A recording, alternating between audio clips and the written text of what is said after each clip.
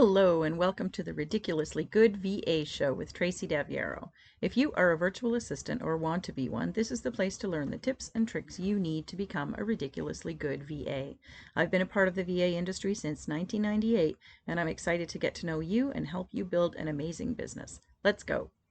Hello and welcome to another episode of the Ridiculously Good VA Show with Tracy Daviero. That's me.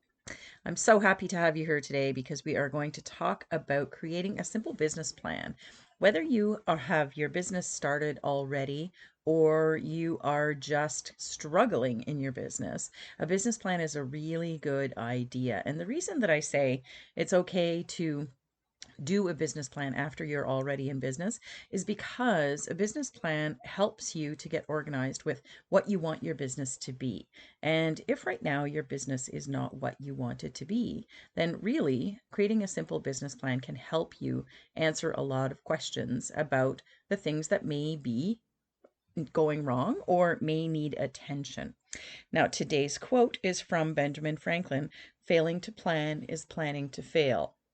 And of course, I really like this quote because it's absolutely true. To succeed in your business, you have to plan a lot of things. You have to plan your networking, you have to plan your expenses, you have to plan your strategies for how you're going to manage your time. You really need to plan a lot of different things, but everything starts with a business plan. So, do you really need a business plan? That's a question that I get a lot from virtual assistants. And the short answer is yes. At least I believe you do. Now, there are a lot of VAs that I've met over my lifetime that have never done a business plan and still been successful. So, do you need to do one? Not necessarily, just like you don't need to take a VA training course to open a VA business. There's a lot of things that we don't absolutely need to do. But if the things that go into the business plan are things that you have not made decisions around or that you are, as I say, having some struggles with, then it's really simple way to get to the real center of what it is that you are struggling with. So, we're going to talk about the components of a business plan. And yeah, I teach a really simple business plan, to be quite honest, because I don't think we need to do a lot of heavy duty financial stuff. Most of the time, you're not looking to submit your business plan to a bank or finance people or anything like that. So, but the planning piece is really important. So, what are the components of a business plan? We have the executive summary, the business model, finance and revenue forecasting, services and rates, clients, a competitive analysis, and a marketing plan. And those are the ones that I suggest that virtual assistants have in place. And really, like I say, it's around making decisions and making and understanding the pieces of your business that you're putting together, sort of the foundations that you're making decisions around, and doing a little bit of math. So we will start with, actually, you would start with the executive summary. Of course, that's always at the top because those are the first couple of pages. But the executive summary actually comes at the very end. It's sort of a one-pager summary of everything, all of the other sections. And you would do that after you complete the rest. But of course, it goes on the front page of a business plan. So the next part is a business model. Now, a lot of people will not teach you about a business model in your business plan, but I think it's really important. And I do quite a bit of teaching around this in my courses and with my private clients. I do a lot of teaching around business model and how to design your business, because we're all different. And that's the beautiful thing about running our business, is that we want to build it the way that we want it to support our lifestyle, right? We all want to earn a different amount of money. We all want to, create a lifestyle that is able to support our home or our households, maybe spend our schedule the way we want it, spend time with our family, or be more available.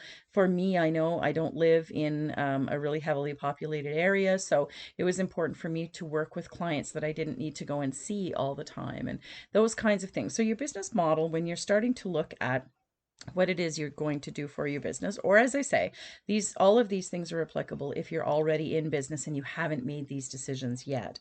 Is you're going to design your business for the way that you want to work. So think about things like when you're going to be able to complete work. If you are all still in a corporate job and you can only work after hours and before school and all that kind of thing, then you need to make sure that you're going to offer services to people that do not need to be done during the business day. 9 to 5 Eastern time is, what sort of what we talk about when you have a full-time business. So you're going to design your business around those things. So think about the things that you want to do and how you can facilitate building a business, whether it's part-time to start or whether you're just going great guns right into it, and things that will suit obviously your skill level, but the way that you want to work as well. So do you want to charge your clients hourly? Do you want to work on retainer? Do you want to work on projects? What are the services that you offer? If you do websites or if you do graphics or social media or anything like that, then those can technically be projects, right? So you're not going to be able to, or you're not going to be required to be responding to your clients during the day, and you could maybe even work and take Fridays off. You can design your business any way you want, and that's why I think the business model is so important. But what other rates, air rate what other ways can we charge our clients? We can also charge we can charge them by a commission. I don't recommend it, but it is a structure where you take a base salary, and then based on things that they do in their business, you can earn commission as well. Are you going to operate a team, whether you have associates or subcontractors? Are you going to work part-time or are you going to be working full-time? And again, those business hours are really important. So defining your business model is really important because it helps you to make all the decisions around when you're going to be available and what your business could potentially look like. And with a virtual assistant, we know that we do so many different things. And I always provided services that I was skilled at, which is what I highly suggest that you do as well. We can all take training and learn how to do new things, but certainly when you're starting out, you want to start with what it is that you know. And so when you're doing that, how does that look? Like, what do you see your business looking like? So the business model is always the first thing that I teach, and I think it really illuminates a lot of things for virtual assistants who are just getting into business, because first of all, it helps you realize the ability for you to create whatever it is that you want to create, right? And the flexibility that you have in building your own business. So the second thing that we want to talk about is revenue forecasting. So what you need to do for revenue forecasting is you really need to figure out how much money you need to bring in. And again, I started with knowing how much money I needed to contribute to my household in order to replace my corporate job. And that's the way I teach that as well, as I tell everybody to look at your monthly income from your job and see what you need to bring in order to replace that in your business. And so start there, or as I say, whatever your aspirations are for your business. If you want to be bigger than that, if you want to be smaller than that, if you don't have to, pay for a second car and parking and lunch and daycare and all those kinds of things, maybe you can bring in less. I know that when I started, that was exactly the issue. We had a whole lot of expenses that could go away if I actually worked at home, and we just ended up putting my son in daycare for half a day, and then he came home and napped in the afternoon. So I did get a full day in, but it does definitely reflect in the revenue that you need to bring in. And when we're looking at revenue forecasting, you think about how many clients you need to work with to reach that particular forecast and how much they will each need to pay you. Sometimes we look at things like I'm going to bill my clients by the hour, so I don't really know how much they're going to bill me, but you still have to have a target. Revenue forecasting is a really important business tool. And so you want to be able to say, I need to make $2,000 a month. And I'll even say 1,000 because it's easier for math. I need to make $1,000 a month. And so that's your revenue forecast. Well, what are the services that you offer? And how does that look in terms of, your billable rate and how much you're going to be able to have your clients pay you? How many clients is that? Is that 2 clients? Is that 1 client? Do you want to work with sort of people who need a lot more support? And so are you going to be able to work with 1 or 2 clients, or are you going to be looking for 10 or 12 clients, really small clients? Those are the things that you need to look at. The third thing is the services and rates. As I say, your revenue levels will dictate what you're going to offer your clients and how much you're going to charge. And I highly recommend whenever you are figuring out your rates that you actually do the math, right? You start with what you need to bring in and you add in all of those expenses. You add in your taxes, you add in all of the expenses that you know, even if you think that they're going to be deductible for you, then you want to make sure that you're still covering for those things. And think about all of the things that you will need to do to run your business. Now, do you have to think about what you'll have to spend in a year? Not really, because you're going to be changing your rates by then, right? We want to set our rates to begin, or we want to be doing the math right now. Like I say, if you're already in business, then you want to make sure that you are looking at your rates and making sure that they are exactly where they should be. And then when you start to look at that, then you start to look at those services. You want to look at the level of service that you're providing your clients and how that looks. You can choose, you don't have to necessarily work with packages or create packages right out of the gate. In fact, that's sometimes really challenging for VAs to do because we don't know enough about how long things take us to do. And when we're creating packages of tasks for us to do for clients at flat rates, we want to make sure that everything is getting accounted for. And so I do highly recommend when you're starting out that you do in fact charge by the hour, even just for a period of time until such time that you know how long things are going to take you. You have systems and processes down that help you make sure that when you set a flat rate that you're going to be profitable. Um, and yes. And your packages will be, if you are at the point where you need to set up packages or you would like to set up packages, it's all calculated on your billable rate anyway. And in terms of services, we just know that you start to look for things that you can provide as services to your clients based on the rates that you want to charge, obviously based on your skill level and based on the next section of our business plan, which is your clients. Clients are obviously the most important piece of your business. They are the ones that generate the revenue. They are the ones that create all of the things that we do. So they're very, very important. And my recommendation is always not to just take the first client that comes along, but really set yourself up to work with a really good target client. I think that target client was something that it was elusive to me when I first started out. So I really understand if you're struggling with it. I struggled with it myself, but when you get into that groove and when you find the people that you know you can help and that can afford you and that value you, those are the people that you want to be working with. And so we want to look in this client section, who will you decide to work with?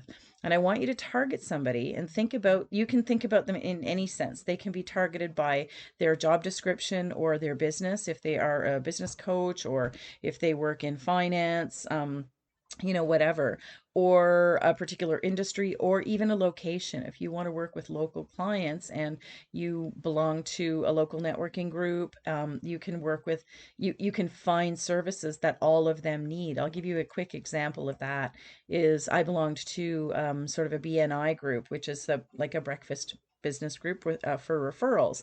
And the services that I provided in my business were not services that any of the people around the table needed. But the group was very valuable to me because I was learning how to have face-to-face business conversations with people every day. They were not turning into clients. I was giving a lot of referrals and I wasn't getting the referrals until I figured out how I could help them. And the only way that I figured it out was to ask them. And so every single person around the table wanted help with their social media. They knew that I was better at it than them. They didn't understand, and this was a few years ago now, but they wanted to understand how to use it, what they should post, what the frequency was, even how to set up a Facebook page.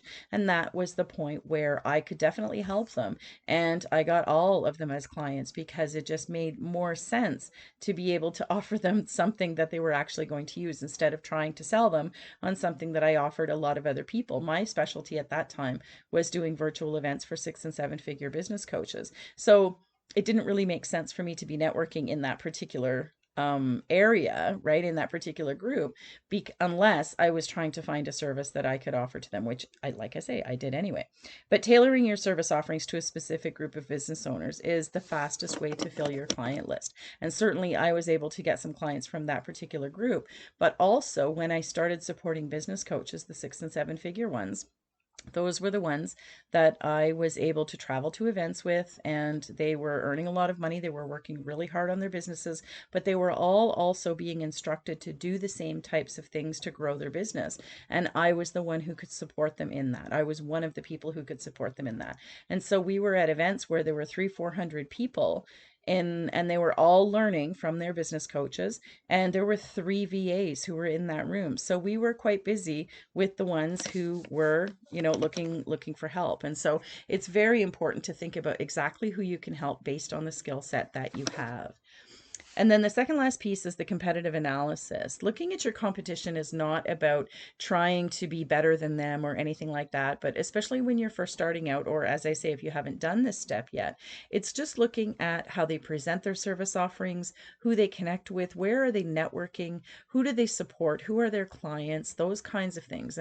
And when somebody else is when somebody else is offering the same services that you offer, it is really important to look to see what are they doing well, and what do you think that you could do better? I always think that. So competitive analysis, pardon me, does not need to be really cutthroat. You don't have to find 3 competitors and find their best quality or anything, but it's really good. Research is really your friend here, where you can look around to see how maybe you would present things and what will help you showcase your services the best way that you can.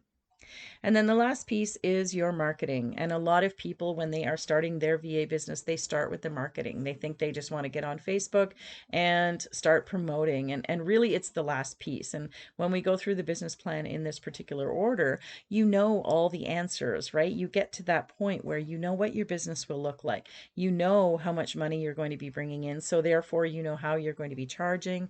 You know what your clients need. You know what your services that you're going to offer are going to be. And you know where you're going to find your people, and you know how you're going to showcase it because of the competitive analysis. So you will come to that point where you're looking at when you know who you need to target, you know where they hang out, you know what you'll say to them whenever you show up there where they are, and you know how many you're going to need to connect with. That's when it's marketing time. And those are a lot of different things as we go through the business plan. It's totally okay not to have the answers to some of these things. But what you're going to find is you're going to find the area that you need to focus on. And it's okay if you need to focus on 3 or 4 areas. What we want you to do when you're going through the business plan is make some decisions. So research is always your friend, like I just said, but research needs to stop at some point. So when you have the answer to which CRM system am I going to use, I've looked at 3, choose one of those 3 and make sure that that's the end of that decision and move on to another decision. If you decide I'm going to set my rate at XYZ, whatever the rate is, that's a decision made. Move on to the next thing. I'm going to focus on this particular target market. That's a decision made. Move along to the next thing. And when you get to the final part, it's the marketing. It's fun because you know all the answers. And so marketing is not the first place you start. You need to do an awful lot of work before you do all of that. It helps you answer, doing the business plan helps you answer the questions that you need to set your business up well, really. So do it, right? Pull it all together and you're going to have your business plan.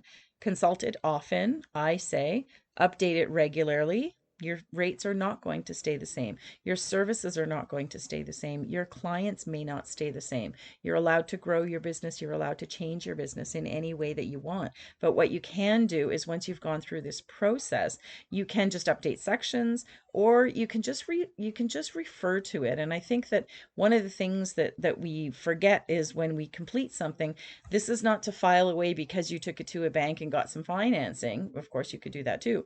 But it's supposed to be a working document. In my in my mind anyway, that it's the plan, it's the master plan of how you show yourself that you can start and run a successful and profitable and sustainable virtual assistant business and be a ridiculously good VA. So why not look at it all the time, right? That's what I think we need to do. So I hope you got some tips about how to create your simple plan, your simple business plan today, and I will see you next time. Thank you so much for tuning in to this episode of the Ridiculously Good VA Show. Don't forget to subscribe so you don't miss a thing. For more great resources for your VA business, visit my website at yourvamentor.com. I'll see you back here next time.